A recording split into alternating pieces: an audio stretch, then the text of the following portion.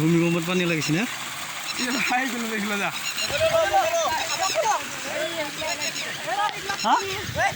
tractor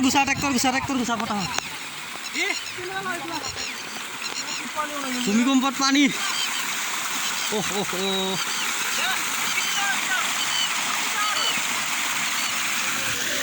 কি পানী ওলাইছে হা